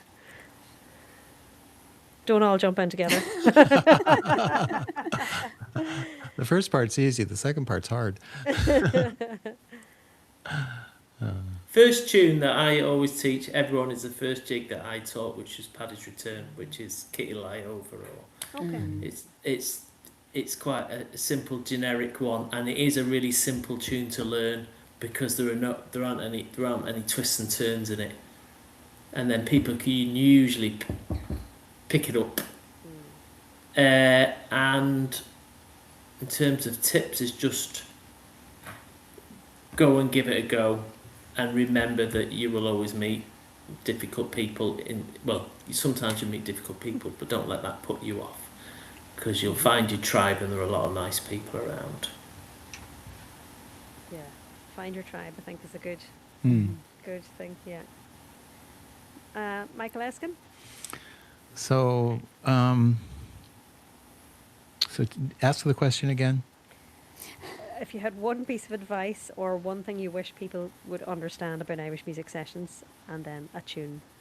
Okay. So, the thing that I come to realize is, this little tube with 6 holes has defined my life for the past 30 plus years, and has taken me all over the world. And I've met people and played in places that I would never have imagined, the mountains of Japan and in all over the US and in some of Europe. And this massive, people don't understand that if you are willing to do the work and are just basically a nice person, that you have this, I have one sister, I don't have an big extended family.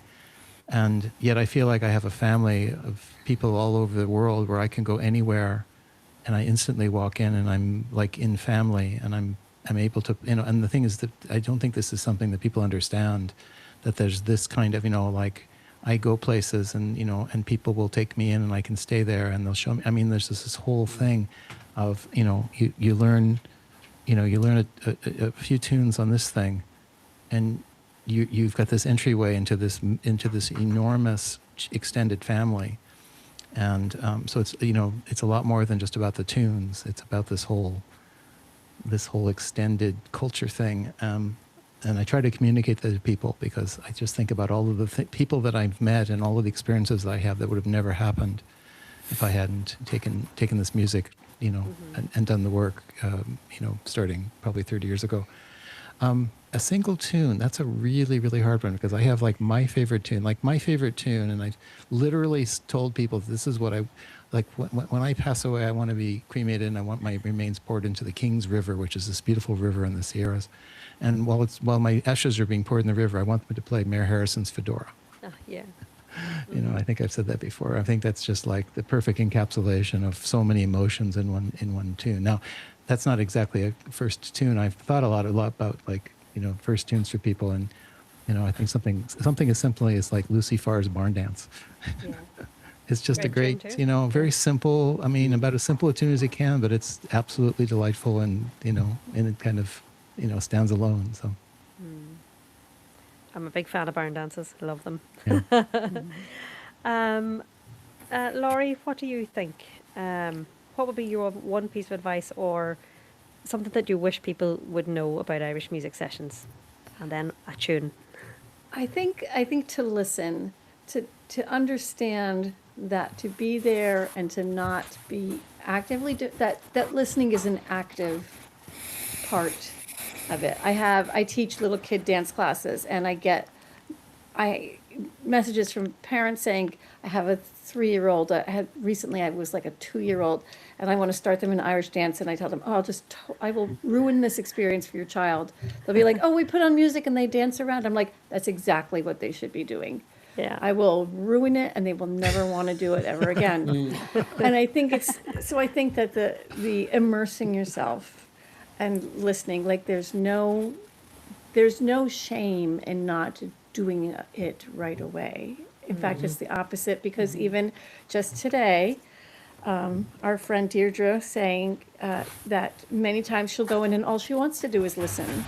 Yeah. And that's what she's happy doing. And she'll deliberately, and I've heard this from other people too, they'll deliberately not even bring an instrument or keep it kind of hidden behind them or under their seat. I think that just listening part gets really overlooked, especially, when people are understandably like so on fire and wanting to do the thing. And I know so many. I know very few of the names. When I start to play an instrument, I am gonna be so good because I'm gonna know every one of them. But I really have. This will always stop me in my tracks, and it's the Torn Jacket by Connie O'Connell. Oh, yeah, yeah. And it's just, to me, one of the loveliest tunes. There are many, but that one will always stop me, and I'll sit and listen if somebody starts that. I'm going to be thinking of that tune all night now. That's in my head. Sorry. Or you're welcome, either way. Yeah, it's a lovely tune. Mimi, what about yourself? What's your one piece of advice or one thing you wish everybody knew, and your one tune? Well, I think it's sort of a combination of what Laurie and Michael Eskin said about, listening and then also the community aspect. And I think my piece of advice would be to try to foster that love of the music through listening, right? And it's sort of putting those together, and then knowing that once you are doing that, or when you're on the path to doing that, that you have this community around you who also shares that same love. And kind of when you have that special, it's a certain kind of alchemy when you have that connection with people that you love the same thing. You never feel lonely, right? It's really precious. So kind of chasing that, I think that people on the surface, you look at a session, you don't see that aspect, but that's where that really deep connection comes from. And then sometimes you don't really have to be playing, you just have that connection, that about the people that you were friends with, and then you just start laughing about Father Ted jokes or something else instead. And it's great and it's wonderful, Those cows are small, but those Small, are far away. Far away, yeah. We were talking about this today. Yeah.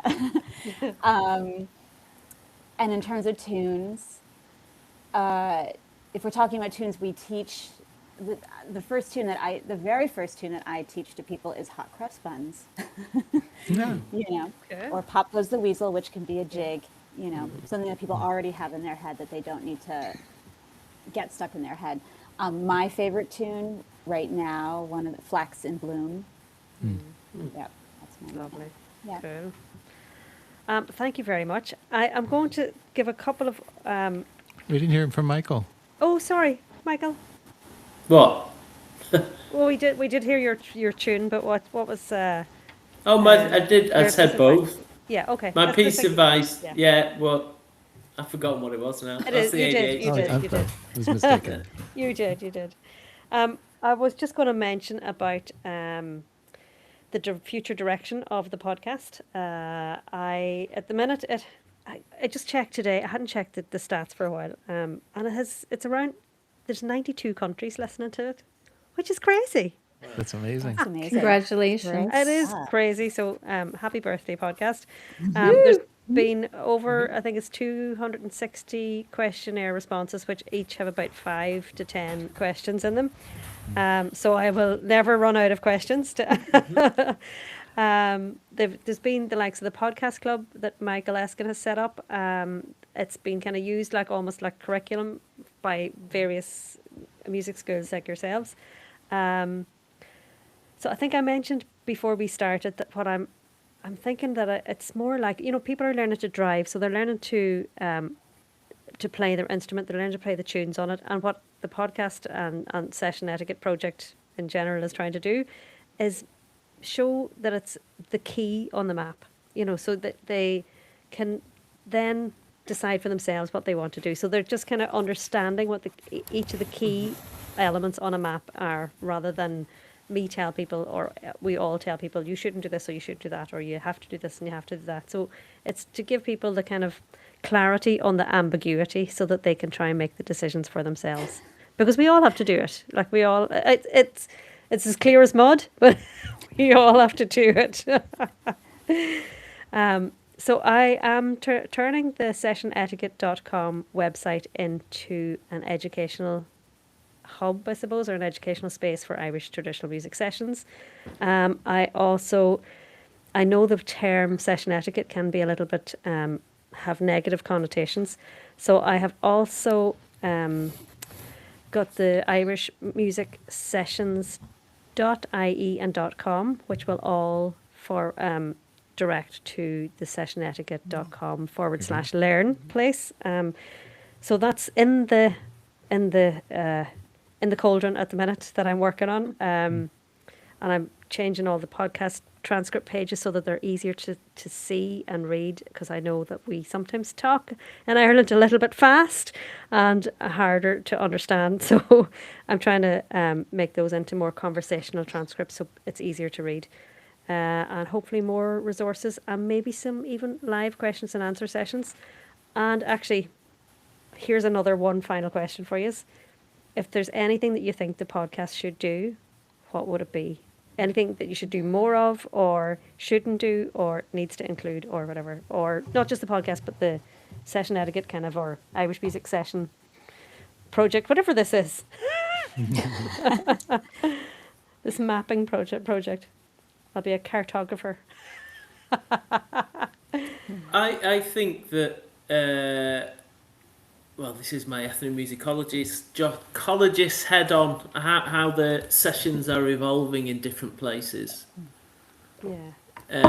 Specific to each location. So I look at, well, I know my stuff from here, but I look at what's happening in northern Spain in Asturias, which is my area. And Irish music sessions certainly had a big impact on folk revival post-Franco, 1980s, 1990s. Now the session culture is evolving now, so you're starting to get a little bit like in some places now, you're starting to get people are starting to dance now in the sessions. And they're shifting away from an Irish repertoire, so they're moving more towards playing an Asturian repertoire. And you're getting the panderettas in now, so the sound of the session is changing, and in Asturias you have these sung dances, so that's starting to happen as well, to some extent as well. So I'd be interested to see how the Irish session is evolving in different places, like in Korea or Japan or in America. Yeah. It might be like a gateway to their own music that they haven't really discovered before. Yeah, or you could be you could be a roving reporter. And this is Tara Connaghan from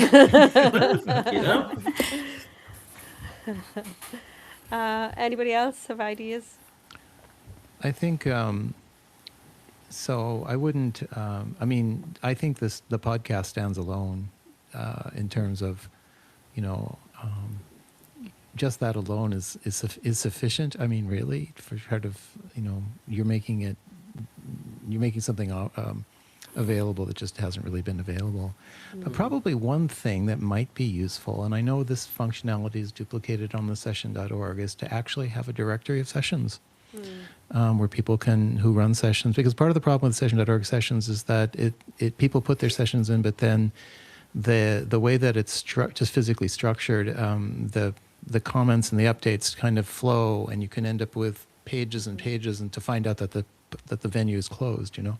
Yeah. Something that's a little bit, you know, having a directory of, you know, where I'm going to Cleveland. Where's the session in Cleveland? I'm going to, you know, Bogota, Colombia.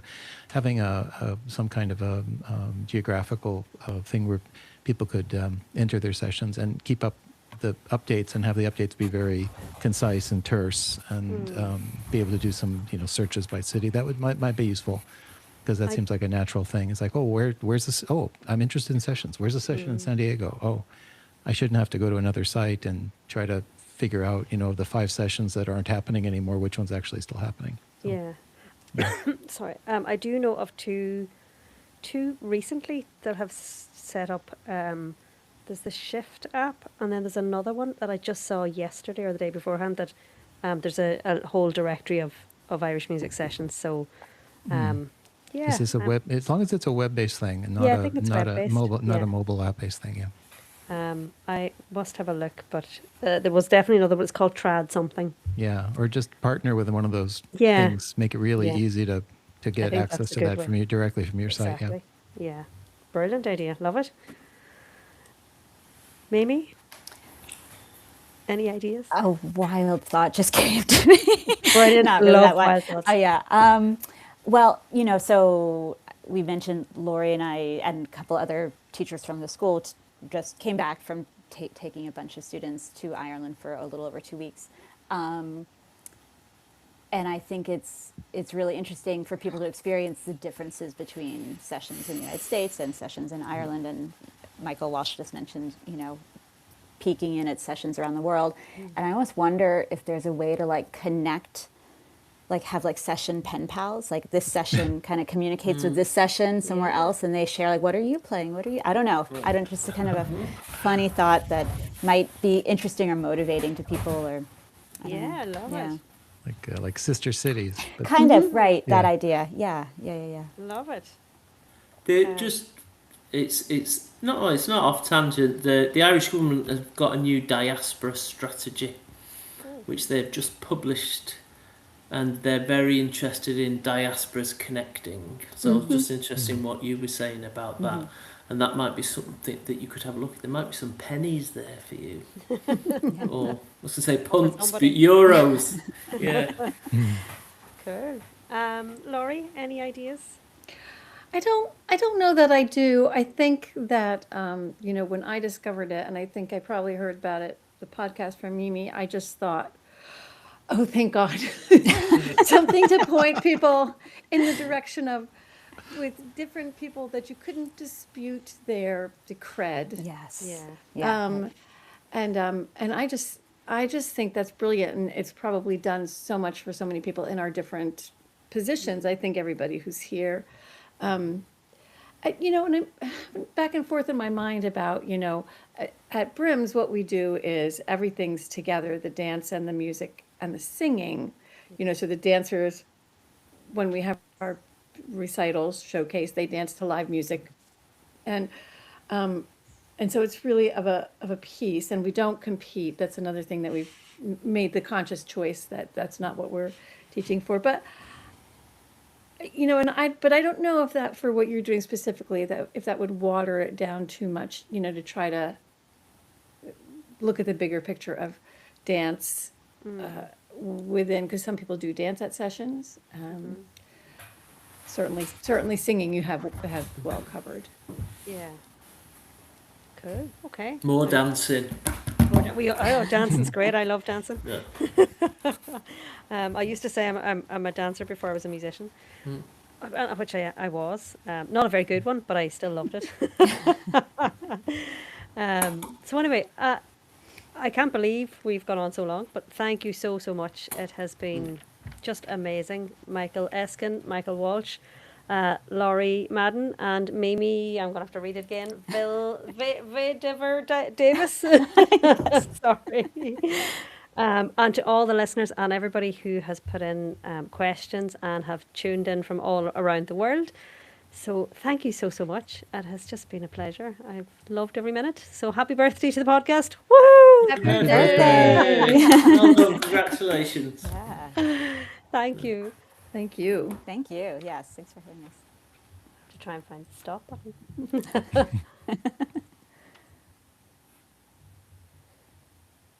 Have you stopped? You're still going. Okay, my mouse decided to jump. I'd start singing, but I'll wake the kids up.